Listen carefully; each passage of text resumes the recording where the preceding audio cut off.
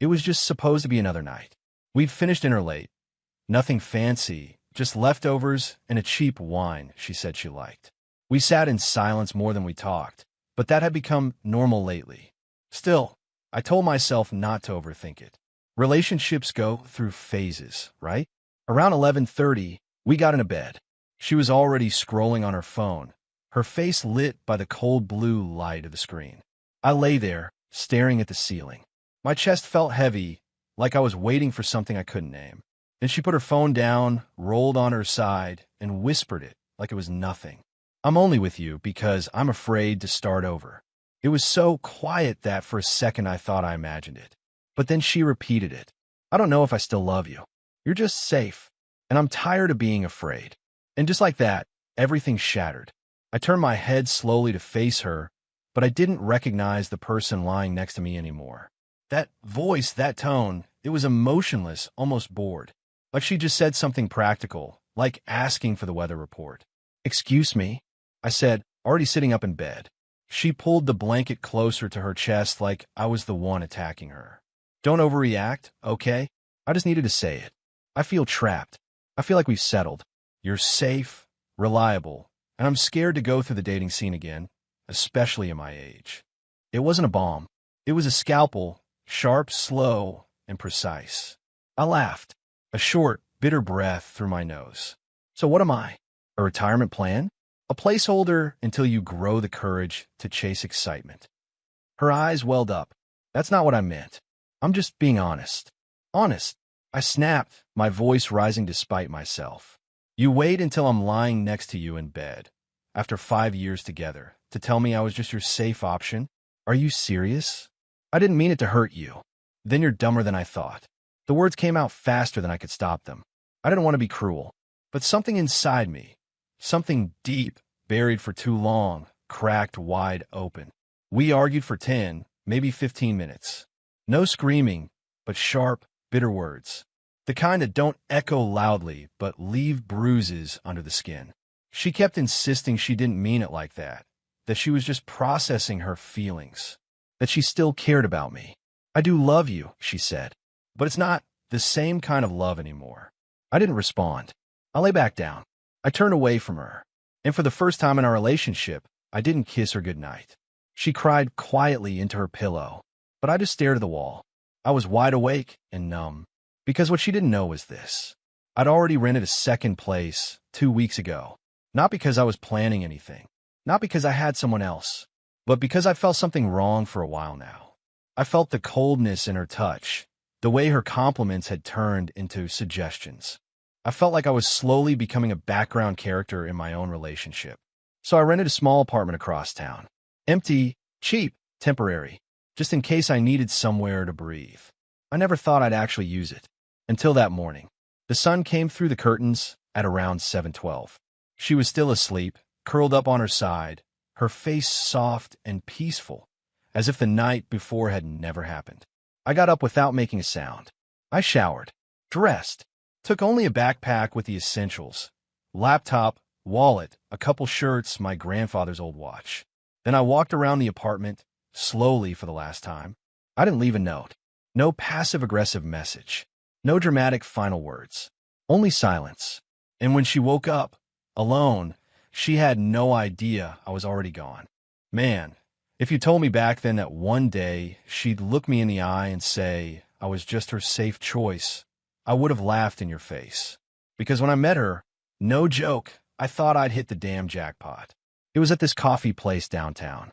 I was working on some files, headphones in, focused, and she walked in like she owned the air around her. Confident, but not arrogant. She had that effortless kind of presence, the kind that makes you forget what you were saying mid-sentence. She sat 2 tables away, kept looking at me, then away, then back again. Eventually, she just said it. "Are you actually working or pretending to look busy so people don't talk to you?" I looked up and laughed. We talked for almost 2 hours that day. I didn't even realize my coffee had gone cold. And man, she was quick, witty. She had this way of making you feel like the most interesting person in the room just by listening. Not fake, either. Like, genuinely curious. I wasn't used to that. We started dating a few weeks later. At the time, I didn't have much. Still building my career, paying off college loans, driving a beat-up Corolla with the check engine light on for 2 years straight. But she didn't care. At least that's what I thought. She said she liked that I was grounded, that I had goals, ambition. Said I made her feel safe. That word again. And yeah, things move fast. Maybe too fast, now that I think about it. But when it feels right, you don't slow down. You don't stop to think about what if. You just go. We moved in together within a year. Got a little place, nothing fancy, but it felt like ours. We'd cook dinner together, binge watch shows on the floor with takeout, leave laundry everywhere and laugh about it. You know, stupid couple stuff that feels like a movie when you're living it. She decorated everything. Made the place warm, soft, full of candles and throw blankets. I used to joke it looked like Pinterest exploded in our living room, but honestly, I loved it. I felt like I had a home for the first time in a long time. And I did everything I could to show her how much she meant to me. I used to wake up early just to make her coffee before work. Picked up little things she liked from the store. Her favorite cereal, that brand of face cream she always pretended was too expensive. Wrote her notes sometimes and left them on the mirror. Nothing grand, just reminders. Because I thought that's what love was. Showing up, staying consistent, being her safe place. But over time, she started changing. It was subtle. At first, it was just eye rolls at my jokes. Then came the sighs when I asked how her day went. Then it turned into her staying out late more often, not answering her phone as quickly. And when she did pick up, her tone was tired, distant, like she was doing me a favor. I kept brushing it off. Told myself she was stressed, that work was draining her, that maybe I'd been a little too boring lately. Maybe I needed to be more exciting, more adventurous. I remember this one night, man. I cooked this whole dinner, lit candles, played that playlist we used to listen to when we started dating. And she came home, barely looked at the table, kissed me on the cheek, and said she wasn't hungry. I stood there, staring at the food. Pasta already cold. My chest just tight. But I smiled. Said, no problem. I'll just wrap it up. Because that's what you do when you love someone, right? You compromise. You stay. You wait. I kept trying. Kept hoping she'd come back to me emotionally. That she'd realize I was still the guy who adored her. Still the man who would move mountains just to see her smile. But something shifted in her. She stopped looking at me the same way. Started dressing up more for work, but not for our dates. Started texting during dinner. I could feel her slipping away day by day. And yet, every time I thought about leaving, I remembered the girl from the coffee shop. The one who made me feel alive. I held on to that version of her like a fool. You know what's the worst part? Even when I had that gut feeling that something was off, that I was being treated like a backup plan, I still defended her to everyone. My buddies would ask, "You good, man? She seems cold lately." And I'd say, "Nah, she's just tired. She's got a lot on her plate." I covered for her, while I was slowly sinking. Because I wasn't just in love with her. I'd built my identity around being good to her. Around being the man she could always count on. But now, looking back, she didn't love me the way I loved her. Maybe she never did. Maybe I was just the guy who made her feel safe while she figured out what she really wanted. And man, that realization, that slow burn in your chest, it hits harder than any loud breakup ever could. Because it means you weren't chosen. You were just convenient. Looking back, man, the signs were there. All of them. But when you're in love, especially the kind of love where you've already pictured a future, house, kids, growing old together, you don't see the signs. Or better, you see them, but you explain them away. I remember the first real gut punch moment. It was my birthday, not even a big one, just turning 32, and I didn't want much. Just dinner at that barbecue spot we both liked. I booked it 2 weeks in advance, reminded her a few times, and even sent her the location again that day. She got home from work that night and said, "Oh, was that today?" I told the girls I'd do a wine night. That hit me right in the stomach. Like I didn't matter. Like I was just a roommate with a calendar problem. I tried to brush it off. Laughed even. Said it's cool. I'll just grab a burger or something. She didn't even cancel the plan. Just changed clothes, gave me a peck on the cheek like a neighbor, and walked out the door. I sat alone on the couch that night. Drank a couple beers. Stared at the reservation confirmation on my phone like an idiot. And deep down, something shifted. But I didn't leave. I didn't even fight. Because part of me still believed this was just a rough patch. That she'd come back to herself. Another time, and this one I'll never forget, we were at a friend's engagement party. Everyone was dancing, laughing, doing toasts. And I made some silly joke while we were with a small group, just trying to lighten the mood, and she rolled her eyes in front of everyone and said, "God, you're so basic sometimes." Everyone kind of laughed awkwardly. I laughed too, even though I wanted to vanish. I stood there with a drink in my hand, pretending it didn't sting. But inside, I felt 2 inches tall. There were other things too, little things that pile up. The way she stopped holding my hand in public. How she started saying, "You never listen," when I literally repeated back everything she said. How she'd get dressed to the nines for work or drinks with friends, but for our dates. Hoodie, no makeup, no eye contact. One night, we were watching something on TV, and a guy proposed in the show. You know, one of those over-the-top romantic gestures. I smiled and said, "You'd probably cry if I did something like that." She didn't even look away from the screen. Just said, "I'd probably feel bad saying no in public." I froze. Just froze. It was the first time I felt that kind of emptiness. Like, wait, what am I even doing here? But still, I stayed. Because I had this voice in my head saying, maybe you're overthinking. Maybe she's stressed. Maybe you're just being sensitive. You gaslight yourself into staying where you're no longer wanted. That's the truth. You build excuses for their coldness. You tell yourself they're going through something, and you just have to be patient. Ride it out. Wait for the sunshine to come back. But love shouldn't feel like you're waiting to be loved again. And then came the worst of it. I found a message once. She left her iPad open. I wasn't even snooping. It lit up with a message that said, "He's great, but sometimes I wonder if I'm just with him because it's easy." I missed the rush. I didn't even know who she was talking to. A friend? Her sister? I never found out. But the sentence burned itself into my brain. Because it's easy. Not because she loved me. Not because she respected me. Just easy. Comfortable. Familiar. Like a couch you don't love, but don't throw out. I wanted to ask her. Wanted to confront her right then. But I didn't. You know what I did instead? I closed the iPad. Put it back. And started checking Craigslist listings for one-bedroom apartments the next morning. Not because I had a plan, but because something in me knew she wasn't mine anymore. She was physically next to me, but emotionally, she'd checked out months ago. You know, the kind of silence where you're sitting beside someone, and it feels like they're miles away. That's how our nights became. We'd sit next to each other, both scrolling on our phones, not saying a word, not touching, not connecting, just breathing the same air like strangers waiting at the same bus stop. Sometimes I'd stare at her while she wasn't looking. Just stare. Try to remember what it felt like when she used to smile at me. Really smile. Like I was home. But that smile? It hadn't been meant for me in a long time. And still, I stayed. Because we had a lease. Because we had history. Because I didn't want to be another guy with a failed relationship.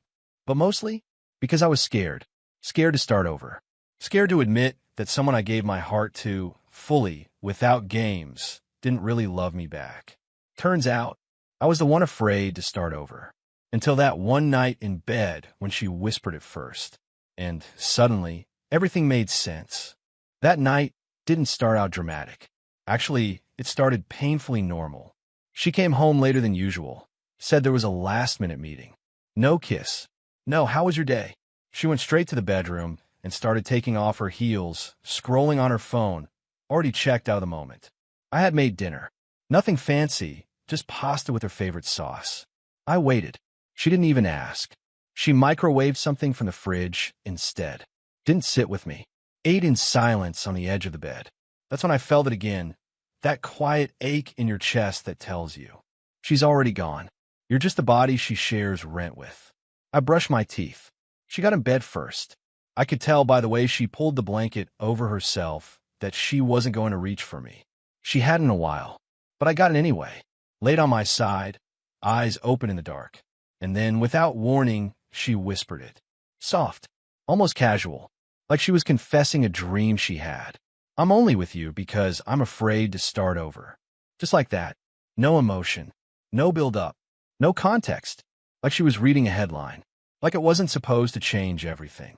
I blinked, stared at the ceiling, thought maybe I misheard, but I didn't, because she followed it with, I mean, you're safe.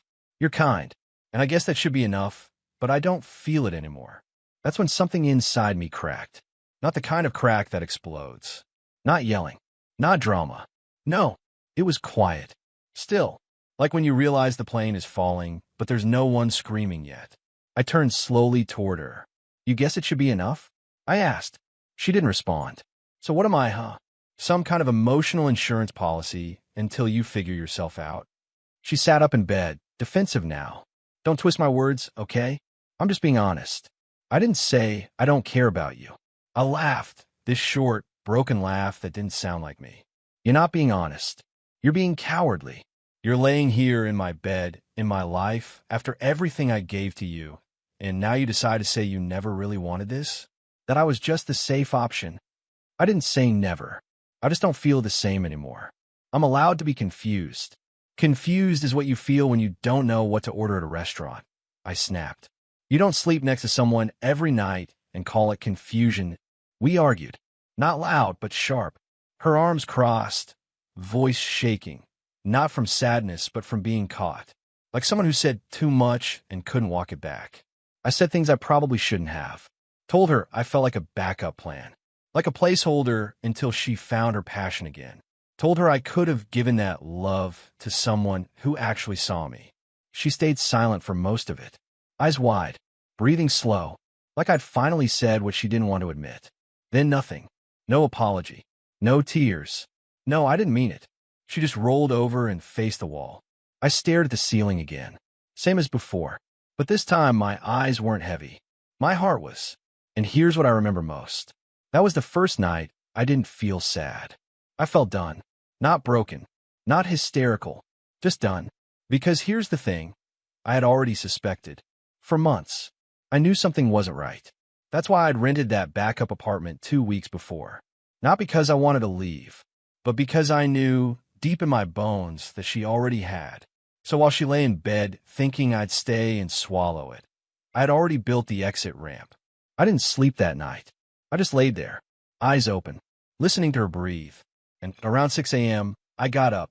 She was still asleep, curled into a ball, clutching the pillow like she hadn't just detonated 5 years of history with one sentence. I didn't pack a suitcase. I didn't slam the door. I just grabbed my backpack, keys, phone, and walked out. Walked out of the house I helped furnish. Out of the life I poured myself into. Out of the role I played so well, the dependable one. The guy she could count on while she figured out who she wanted to become. I didn't leave a note. No texts. No long speech. Just silence. Because after everything, that was the only language she left me with. And that silence? It was the loudest thing I'd ever done. That first morning, when I closed the door behind me, I didn't feel proud. I didn't feel strong. I felt empty. It wasn't like in the movies where the guy walks away in slow motion and never looks back. No. I sat in my car, parked at the corner, and just stared at the steering wheel. For a long time. No music. No GPS. Just me and the silence pressing against the windows. The apartment I'd rented was nothing special, a one-bedroom place above a bakery that opened at 6:30 a.m. I still remember the smell of fresh bread in the hallway. Funny how that sticks with you. The place had white walls, cheap carpet, and a small couch that barely fit in the living room. I dropped my backpack by the door, sat on the edge of the bed, and exhaled like I hadn't breathed in months. There was no plan, no 5-step roadmap to healing. There was just space and silence, and a man who had no idea what came next. The first few days. Those first days were rough. Really rough. I didn't sleep much. Kept checking my phone, even though I'd turned off notifications. No calls. No texts. Not even a "where are you?" That hurt. Because for all the pain she caused me, a small, stupid part of me still thought she'd at least notice I was gone. That she'd panic, maybe cry, maybe chase me, like in some kind of cliché romance where the person finally realizes they made a mistake. But she didn't. And in that silence, I realized something. I had been waiting for her to love me the way I loved her for way too long. So I stopped waiting. The small rituals that saved me. The first thing I did, I went to the grocery store. Sound dumb, right? But it mattered. I filled a cart just for me. No, what would she like? No second guessing. Just me. Cereal I loved. Orange juice. Real coffee. Not that overpriced almond milk stuff she used to buy. It felt stupidly emotional checking out at the register. Like I was reclaiming myself, one item at a time. I started waking up early. Not because I had to, but because I could. I made coffee, open the window, sit on that tiny balcony, and just let the morning light hit my face. I stopped listening to sad songs. Started listening to podcasts, stuff about discipline, mental health, even some guy talking about masculinity and how we lose ourselves trying to be nice guys. It hit hard. Therapy changed everything. About a week in, I booked a therapy session. Not because I was falling apart, but because I didn't want to. First thing the therapist asked, "Why did you stay in that relationship?" I didn't have an answer at first, but over time I realized. I stayed because I thought being enough meant being everything for someone who gave me nothing in return. And when you realize that, you don't go back, not even mentally. Body and mind rebuild. I started hitting the gym again. Not to get revenge hot or post thirst traps on Instagram. That's not my style. But because I remembered how strong I used to feel when I moved my body. When I pushed myself. Every morning, I ran on the treadmill. Listened to music that made me feel alive. Did push-ups until my arms gave out. Little by little, I started feeling like a man again. Not someone waiting for approval. Not someone walking on eggshells in his own home. I also started journaling. Every night, I'd write letters I never sent. Letters that started with, "This is what you did to me, and this is why I won't let it define me." I wrote about things I'd never said out loud, like how it felt when she stopped kissing me, or when she said, "You're safe," like it was an insult, or when I realized I had a plan, an escape route, just to protect my own heart. Those pages caught a lot of my pain, but they also caught my growth. Friends noticed first. 2 weeks after moving out, I met up with a couple of buddies. We grabbed drinks, and one of them said, "Dude, you look lighter." Like, not physically, like something heavy's off your shoulders. I just smiled, didn't go into detail, didn't bash her, didn't act like a victim, just nodded and said, "Yeah, I feel like I'm finally breathing again." Because I was. She still didn't reach out. That was the hardest part. I thought she'd at least ask. Something. But the days passed. Then weeks. Nothing. I learned later from a mutual friend that she told people I needed space, like I was the one who folded under pressure. Let her have that version. I wasn't about to explain myself to people who never saw me cry into a cold plate of pasta or walk alone on my own damn birthday. The apartment became a sanctuary. Over time, that ugly little apartment, it became mine. I put up a bookshelf, bought a small speaker, lit candles. Yeah, her old habit rubbed off on me. I made peace with the quiet. I stopped asking why she said what she said. Stopped trying to understand how someone can sleep beside you for 5 years and then whisper something that rips your soul apart. I stopped needing answers. Because sometimes the closure is simply this. You didn't deserve it. And I finally realized it. It started small. About 3 weeks after I left, I got a text. Just one line. "Are you okay?" I stared at it for a full minute, then locked my phone and put it face down on the table. No response. The next day, another one. "I woke up and you weren't there. You could have at least said something." Now that one made me laugh. I could have said something? Like what? "Hey, thanks for telling me I'm your emotional seatbelt. I'll just go cry in the bathroom before work." Nah, I didn't answer that one either. I kept living. The gym, the therapy, my work was getting better. I was sleeping again, not perfectly, but I wasn't waking up in the middle of the night feeling like my chest was collapsing. Then came the third text. "Can we talk? Please." I remember reading that one right before heading into a meeting. I didn't reply. Not because I wanted to punish her, but because I was done playing that role. The role where I rush to fix what she breaks. The role where I hold her hand while she stabs me with it. Not anymore. Then came the calls. At first, once a week. Then every couple of days. Sometimes at 2 a.m. Sometimes at 6 in the evening when she knew I'd just be getting home from work. She never left a voicemail. Never texted after the calls. Just rang and hung up. But she was building something. You could feel it. I'd see her name light up on my screen, and instead of that tight feeling in my chest, I felt calm. That's when I knew I wasn't angry anymore. I was free. The day she showed up. It was a Sunday. I just come back from a run. Sweaty, tired, headphones still around my neck. I heard the knock. 3 slow knocks. You know the kind. Not the delivery guy. Not the neighbor. The knock of someone who came to say something. I opened the door. There she was. Same oversized sweater she used to wear at home. No makeup. Hair tied up. She looked tired, but not physically, like the kind of tired that sits behind your eyes. We stood there for a second, her eyes scanning me like she didn't recognize the guy standing in front of her. Because I wasn't the same. Hey, she said, her voice barely above a whisper. I didn't say anything, just looked at her. Calm, neutral. I just want to talk. Please, I need to talk to you. I nodded once. Stepped aside. Let her in. She sat on the edge of the couch, like a guest in someone else's house. Because that's what she was now. I stayed standing. Arms crossed. She took a deep breath, then let all out. I don't know why I said what I said that night. I don't even know if I meant it. I've been scared, and I pushed you away. And when I woke up and you're gone, I thought you'd be back. I nodded slowly. Let her keep going. I miss you. I miss our routines. I miss your laugh. I miss how safe I felt. I didn't realize how good I had it until you disappeared. She looked up at me, eyes watering now. Please just talk to me. Yell at me. Tell me you're angry. Just don't be silent. But I stayed quiet for a moment longer, because I wanted my words to be the last thing she ever expected. So I sat down across from her, looked her in the eyes, and I said, I'm not angry. Not anymore. I was, for a long time. But then I realized something. You didn't break me. You just revealed who I was breaking myself for. She looked like she'd been slapped. Not because I said something cruel, but because for the first time, I wasn't trying to save her. I gave you everything I had. Not because I wanted something back, but because that's who I am. And you made me feel like that wasn't enough. Not because it wasn't, but because you weren't capable of seeing it.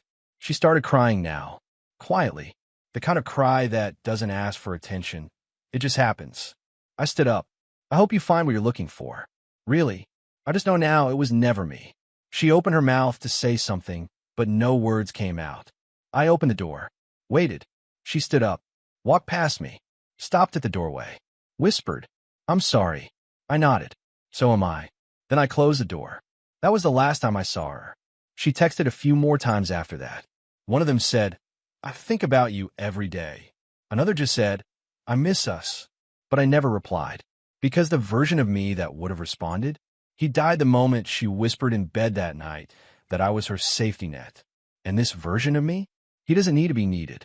He chooses who chooses him, fully. It didn't happen overnight.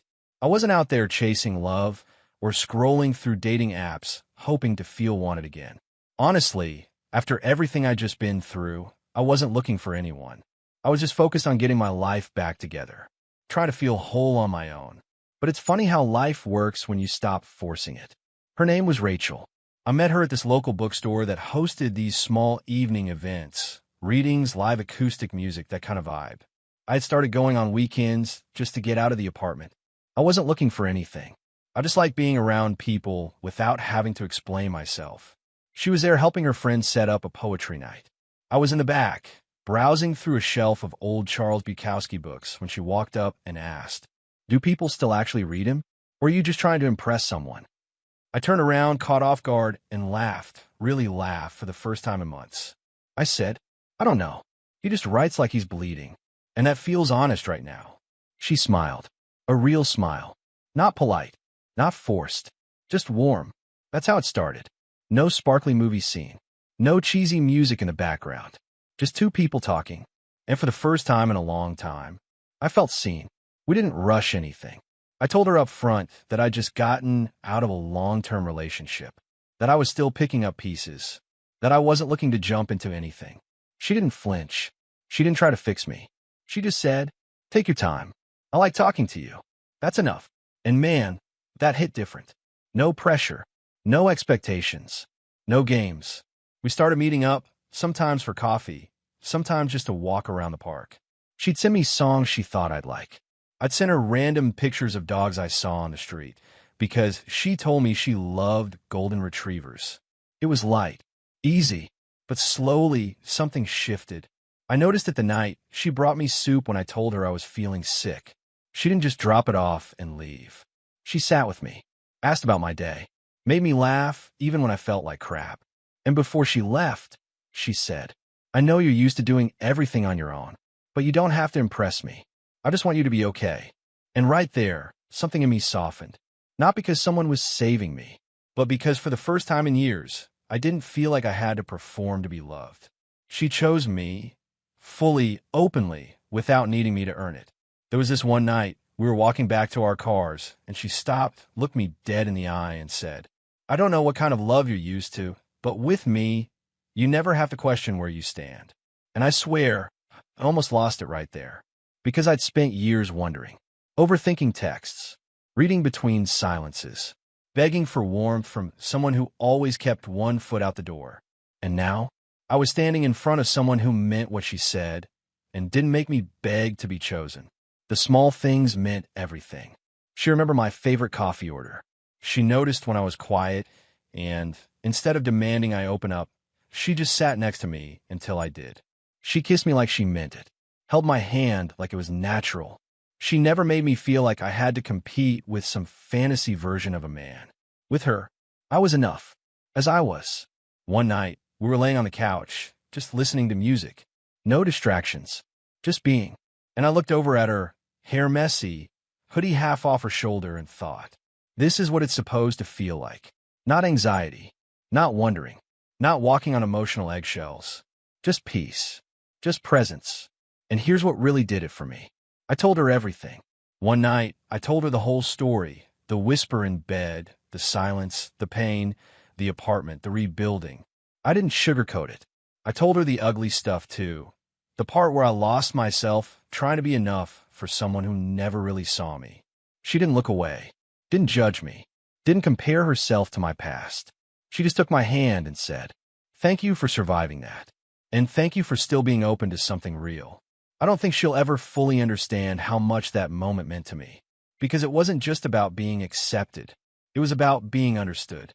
So yeah, I found someone. Not because I was looking. Not because I wanted to win the breakup. But because when you finally stop chasing people who don't see your worth, you make space for someone who does. And she does. Every damn day. It had been a few months. Life had finally found its rhythm again. A rhythm that wasn't tied to someone else's moods, someone else's cold shoulder, someone else's timeline for when I was allowed to feel loved. And then one afternoon, out of nowhere, I saw her name again. A message. Please, can we talk? Just once. I stared at it. I didn't feel angry. I didn't feel anxious. I just felt nothing. And that, right there, that was the win. Not the new apartment. Not the gym progress. Not even the new woman in my life. The win was that her name didn't control me anymore. I ignored the message. 2 days later, I saw her again. By accident, or maybe not. She showed up outside the place I used to go on Sundays. The bookstore. I was walking out bag in hand when I heard, hey, and there she was. She looked smaller somehow. Not physically, but in presence. Like a balloon that had lost all its air. She didn't smile. Just stood there. Hands in her jacket pockets. Hair pulled back like it used to be on the weekends. Can we talk? I paused. Thought about walking away. But I didn't. Not out of curiosity. Not out of pity. Just because I knew this was it. The last chapter. I nodded once. We sat at the edge of the fountain outside. The same place we used to pass on evening walks. She was quiet at first. Then she said, you didn't deserve what I said to you that night. I didn't respond. I don't know why I said it. Maybe I did mean it in the moment. But the truth is, I was afraid. You were always there, always steady. And I started resenting you for being consistent. Can you believe that? Still, I said nothing. She kept going. I thought I wanted more. I thought maybe I needed someone different. But now I realize I had someone rare, and I ruined it. She looked at me, eyes red, voice cracking now. I've tried dating. I've gone out, talked to people, but no one looks at me the way you did. No one makes me feel that kind of safety, that kind of peace. Still, I didn't speak. Not out of cruelty, but because I had nothing left to give her. And deep down, I think she knew that. She reached out, touched my hand. It was a weak, trembling touch. The kind of reach you make when you're drowning and hoping the other person still cares enough to pull you out. Do you think there's any chance that we could? I gently pulled my hand away, and finally I spoke. You whispered a sentence in bed that changed my life forever. She looked down. I know. I shook my head slowly, and I'm not mad about it anymore. Because that sentence, it woke me up. It forced me to realize I was holding on as someone who was never really holding me back. She wiped a tear and tried to smile. But you loved me. I did, I said, with everything I had. And you took that and treated it like it was just something to fall back on. You don't come back from that. I just didn't know what I wanted back then. I nodded. And now that I know what I want, it's not you. There it was. Simple. Calm. Final. She didn't beg. She didn't scream. She just sat there, blinking, processing, breaking quietly. I stood up. I hope you find peace. I really do. But you and I were done. For good. She opened her mouth to say something, then closed it again. Because what you say to a man who's already healed. I walked away. Didn't look back. Didn't wonder what she was thinking. Didn't need to. Because she finally heard the one thing that mattered most. My silence. And that silence was louder than every fight we ever had. You know what's strange? Sometimes people don't have to fall off a cliff to hit rock bottom. They just stay exactly where they are while the world moves on without them. And that's her now. I don't check her social media. I haven't in a long time. But people talk. Friends. Mutuals. The occasional accidental screenshot from a buddy who says, "Bro, look who popped up on my people you may know." She still posts sad quotes every week. You know the ones I'm talking about.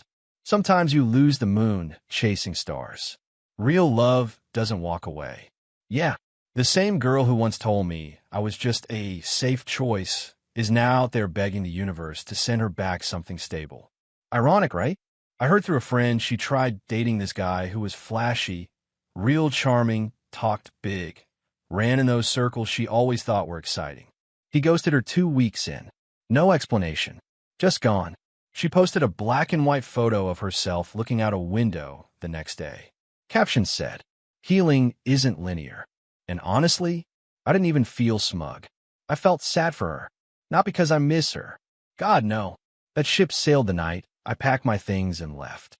But because I finally understood something. Some people think love is supposed to feel like chaos.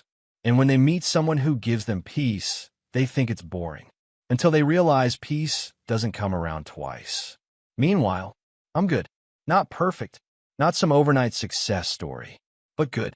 I wake up every morning without that pit in my stomach. No more wondering if I'm being too much. No more shrinking myself to fit into someone else's emotional budget. I've got someone who laughs at my dumb jokes. Someone who kisses me with her whole heart and doesn't make me guess if she means it. Someone who holds my hand in public because she's proud to be with me, not because it's convenient. And the truth? She doesn't even know the version of me that used to beg to be chosen. She only knows the version that chooses himself first. I drive past my old neighborhood sometimes. Not on purpose. Just life happens. And every time I do, I glance toward that apartment window. The one we used to argue behind. The one where I used to sit in silence, wondering what I'd done wrong. And now, I feel nothing. Not anger. Not nostalgia. Just space. Space between the man I used to be and the man I am now.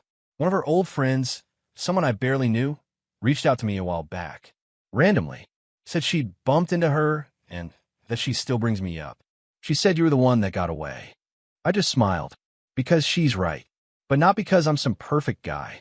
Not because I'm rich or famous or because I leveled up. No. She lost me because when she finally realized I was rare, I'd already realized she wasn't. She's still there, stuck in cycles of regret, chasing ghosts in text threads and memories that don't hold her the way I did. And me? I'm nowhere near her anymore. Not emotionally. Not mentally. Not spiritually. I don't live in those rooms she left cold. I don't replay her voice in my head. I don't crave her validation. Because when you truly heal, you stop needing closure from broken people. You become the closure. Now I walk forward. Head high. Heart intact. And every step I take is a reminder. I didn't lose her. I found myself. You know what the craziest part is? I used to think being the safe choice was a compliment. Like, oh, I'm the reliable one, the stable one, the guy she can always count on. But now, I see it for what it really was. A polite way of saying, I never really wanted you. I just felt better with you around. And I let that be enough. For years, I gave her everything: consistency, love, time, loyalty, hoping that one day she'd wake up and finally see me. But the truth is, you should never have to convince someone to want you. It took me walking away, silently, fully, no dramatic exit, to realize something life-changing. When someone doesn't choose you the first time, it's not your job to give them a second chance to get it right. Because real love, it doesn't hesitate. It doesn't sit across from you at dinner looking bored. It doesn't roll its eyes when you try. It doesn't whisper in the dark that you're a safe bet. Real love grabs your face and says, you, I want you. No maybe, no halfway, just you. Now, I wake up next to someone who chooses me without doubt. I don't have to chase her attention. I don't have to tiptoe around moods. I don't have to beg to be seen. With her, I'm not an emotional backup plan. I'm not someone she settled for. I'm not her safe option. I'm her priority, and she's mine.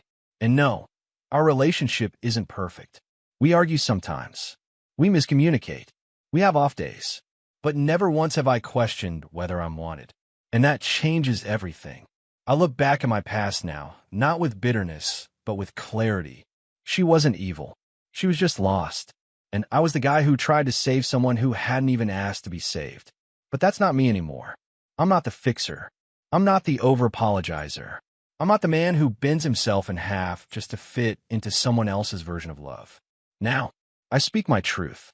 I set my boundaries. And I don't chase people who walk away. Because here's the truth I had to bleed to learn. Being chosen once you've already been disrespected isn't love. It's convenience. And I'm not convenient. I'm a damn good man. And I'll never again be someone's backup, standby, or emotional safety net. So if you're out there, holding on to someone who keeps making you feel like you're lucky just to be tolerated, let me tell you something. You're not hard to love. You're just loving someone who doesn't know what real love is. And the second you realize that, you stop waiting for them to wake up. And you start walking toward the version of yourself that doesn't ask for permission to be enough. This is that version of me now.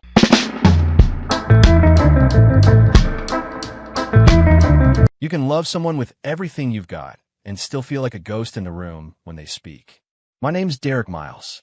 I'm 44, born and raised in Phoenix, Arizona. I work in construction project management. Not glamorous, but it pays well and keeps me busy. I'm the guy who shows up early, pays the bills on time, checks the oil in the car before a road trip, and doesn't make scenes. I don't like drama. I believe in peace, respect, and holding your word like it actually means something. I thought my wife, Rachel, valued that too. We've been married 12 years. No kids, not because we didn't try. Life just didn't line up that way. She worked in real estate, or at least she used to. After the housing market dipped, she stayed home more. Said she was recharging, exploring passions, all that vague stuff people say when they don't really know what they want. I didn't push her. I took on more hours. I covered the mortgage, paid the insurance, let her breathe. And over time, she stopped seeing me as a partner and started seeing me as wallpaper. It started subtly, little digs here and there. We'd be out at a friend's barbecue, and she'd say something like, "Don't ask Derek to dance. He's allergic to rhythm." Everyone laughs. I fake a smile. It's fine, right? Just a joke. Then later it became, "Oh, Derek? He doesn't get emotions. He's one of those stoic types." And again, more laughter. People clapping her on the back like she's doing stand-up. I laugh too, because what am I supposed to do? Call her out in front of everyone? Make it worse? But inside, I'm shrinking. One jab at a time. I started to notice the pattern. It wasn't just jokes. It was how she treated me when other people were around. At home, she was quiet, almost distant. On her phone a lot. Always scrolling, posting, checking likes. But the moment we were around friends, she came alive, loud, dramatic, sarcastic. And every time she wanted to get a laugh or win a conversation, guess who she used as the punchline? Me. I tried to talk to her about it once. Calmly, I told her, "Hey, maybe cool it with the jokes about me. They're starting to sting." She rolled her eyes and said, "You're too sensitive. They're just jokes. Lighten up." I didn't push it. Like I said, I don't like fighting. I figured maybe it would pass. Maybe she was just going through something. But I was wrong. It all came to a head on a Friday night at a bar called Copperjack's, just outside Tempe. It's a place we used to love, pool tables, decent wings, live music. Our group of friends was celebrating someone's promotion. I'd had a long week, 2 site visits back to back, and I wasn't exactly in the mood for socializing. But I went, because Rachel wanted me to. And like always, I showed up. We were sitting at a big table in the back. 8 of us. Drinks flowing. Music low but steady in the background. I was sipping a beer, mostly listening, when the conversation turned to relationships. Someone was joking about couples therapy, and Rachel, loud as hell, cuts in with, "Well, if my husband wasn't such a damn weakling, maybe we wouldn't have issues." The whole table went dead silent. I looked up from my drink, thinking maybe I misheard her. But she kept going. I mean, seriously. He never argues. Never pushes back. He just exists. I swear sometimes it's like being married to a doormat. Everyone laughed. But this time it was awkward. People glanced at me, unsure if they should smile or say something. Even Tyler, my closest friend, just looked down at his glass. And me? I didn't flinch. I took a slow sip of my beer, set it down, looked her straight in the face, calm as ever, and said, "Well, your bank account's about to be weak from now on." She blinked, didn't quite process it at first. Then I stood up, pulled my wallet out, tossed a 20 on the table for the drinks, and walked out. Didn't raise my voice, didn't slam the door, just walked. The air outside felt sharp. Even in Arizona, nights get cool sometimes. I sat in my truck for a minute, staring at the steering wheel. I wasn't angry. I wasn't hurt. Not anymore. I was done. All those years of loyalty, all the times I stood by her, lifted her up, kept the roof over our heads while she figured herself out. And that's what I got. Public humiliation. For laughs. In front of people I've known for years. That was the moment I realized I'd been tolerating disrespect just to keep the peace. But real peace doesn't come from silence. It comes from boundaries. And I was finally drawing mine. She thought she could shame me and still sleep on Egyptian cotton sheets paid with my overtime. Not anymore. I drove home, to our house, but it didn't feel like home anymore.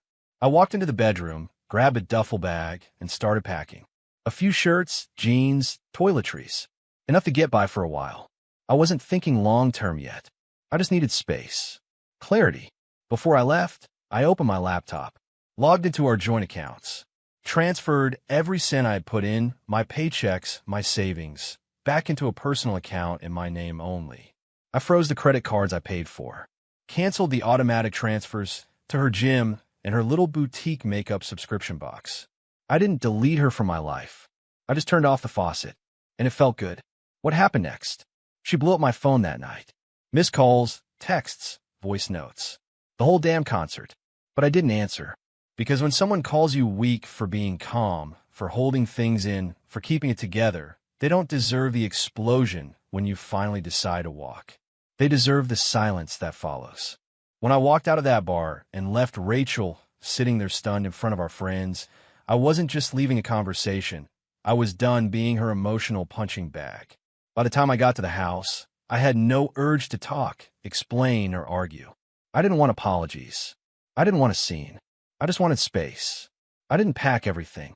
Just a few things I needed, couple shirts, my favorite work boots, the folder with all my important documents, and my laptop. It was weird, quiet, cold in a different kind of way. This was a woman I'd built a life with, paid the mortgage for, bought a damn washer-dryer set because she hated the coin laundry in our old place. And yet here I was sneaking out of my own house just to avoid hearing her voice. I wasn't even mad. That was the scary part. I felt nothing. And when a man goes numb like that, it's already too late. I crashed at a buddy's place in Glendale for the weekend. Tyler, same guy who was sitting next to me when Rachel humiliated me at the bar. He didn't say much, just handed me a cold beer and said, "You good here as long as you need." That's real friendship. No questions, no pressure, just a quiet place to breathe. Monday morning, I called my bank and separated everything. I had set up our joint account years ago, mostly because she wanted to feel like a team. But the truth was, I was the only one putting money into it. Her real estate career had become more of a hobby the past 2 years. Open houses once in a while. Posting inspirational quotes on Instagram. brunches labeled as networking. Meanwhile, I was working 50, 60 hours a week, coming home with drywall dust in my lungs and sweat soaking through my undershirt. Still, I never made her feel less than. I never threw in her face. That's just not me. But now, I couldn't ignore it anymore. She didn't just disrespect me as a man. She spat on everything I provided. So yeah, I froze the cards, shut off the app payments, canceled every subscription linked to my name. Her Amazon Prime, her Uber Eats, that fancy wine box she signed up for, all of it gone. If it had my money attached, it was done. And here's what happened next. Panic. She called me Tuesday morning, blocked number. I answered out of curiosity. Derek, what the hell is going on? My car didn't go through at the grocery store. I didn't raise my voice. I just said, that must be hard. She went quiet for a second, like she didn't know whether to cry or scream. Are you seriously doing this because of what I said? You're being dramatic. There was the gaslighting, like I was the crazy one for reacting to public humiliation. I cut her off. Calm as hell. Rachel, I've been carrying this marriage on my back for years. Paying the bills, swallowing your disrespect, laughing off your little bar jokes so you could look good in front of people. And you know what? You made your choice. I'm just giving you what you asked for, a life without a weak man. Then I hung up. What happened after that was actually kind of peaceful. I went back to work like nothing had changed. Picked up 2 more job sites. Spent my evenings at the gym, focused on myself. Tyler and I hit the trails on weekends, desert hikes out near South Mountain. I started sleeping better, eating better, feeling better. There's something powerful about reclaiming your dignity.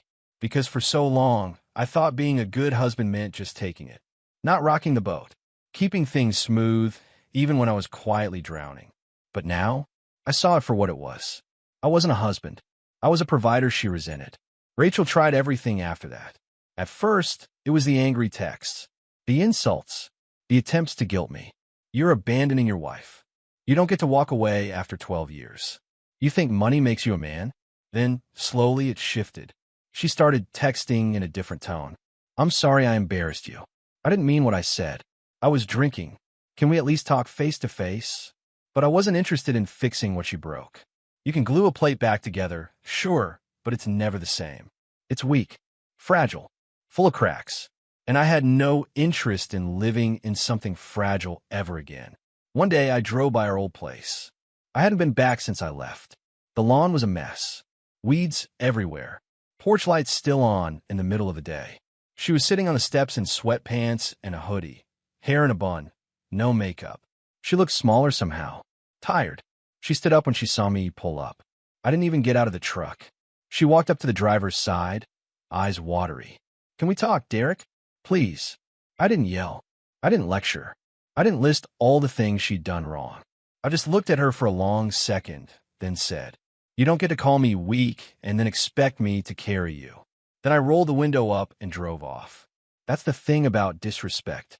Once it happens out loud, once someone spits on your name in front of other people, the line's been crossed. There's no real going back, especially when the person doesn't even understand the damage they did until the comfort stops flowing. Rachel never truly loved me for me. She loved the stability, the security, the quiet reliability. But when she mistook that for weakness, that's when she lost everything. I wasn't cruel. I wasn't cold. I was just done sacrificing myself for someone who thought her sarcasm was clever and my loyalty was weakness.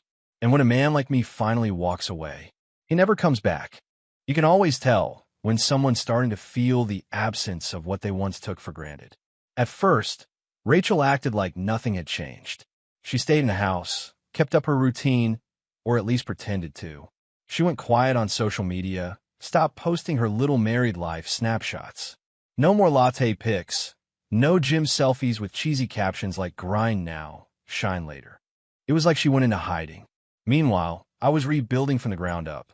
I moved into a small rental in Peoria, a 1-bedroom with an ugly carpet and a busted ceiling fan that squeaked at night. It didn't matter. It was peaceful. It was mine. I furnished it slow, piece by piece. Slept on a mattress on the floor the first 2 weeks, ate frozen dinners, kept things simple.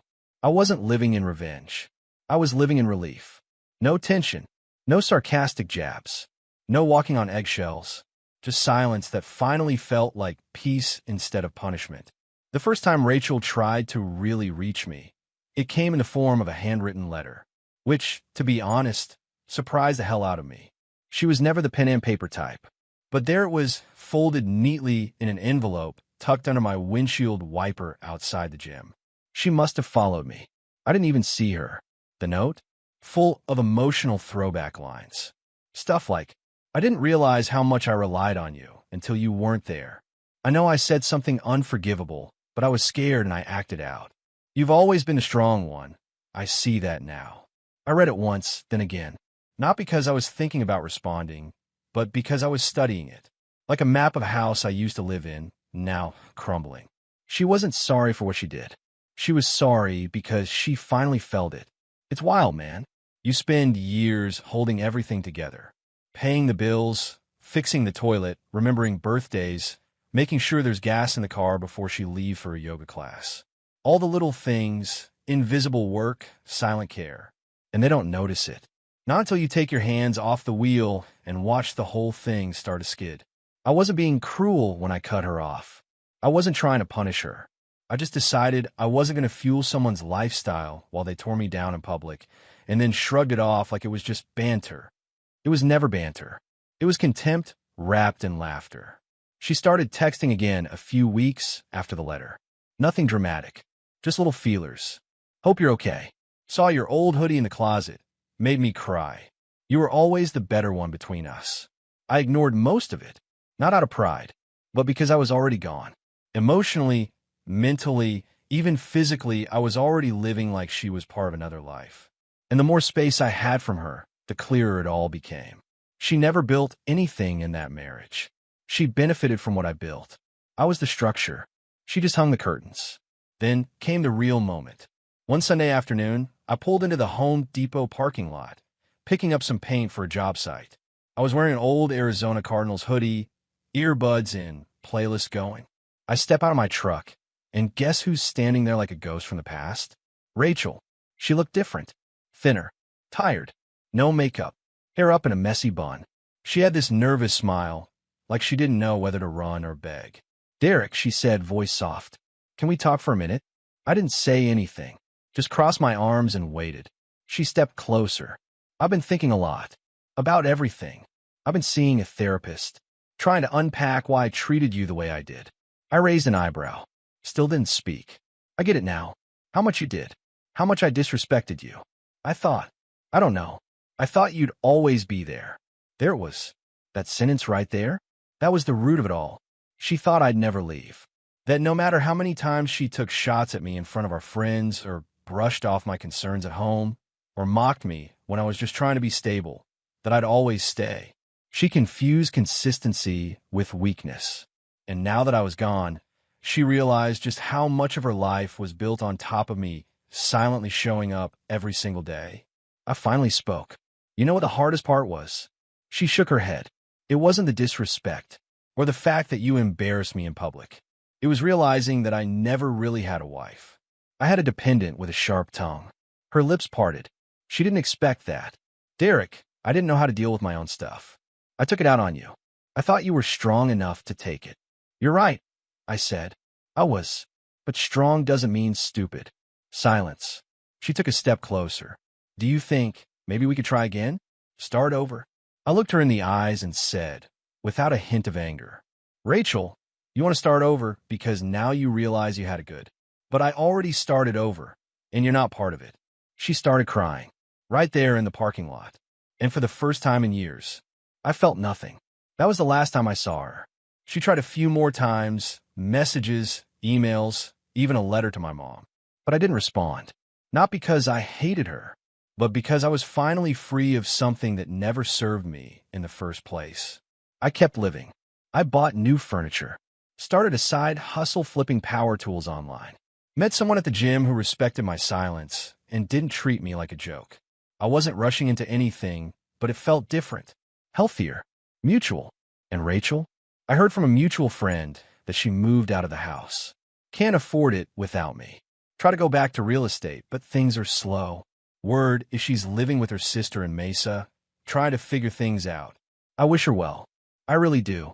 But I won't look back. Because I was never the weak one. I was the one keeping it all standing. And she didn't realize that until the foundation walked away.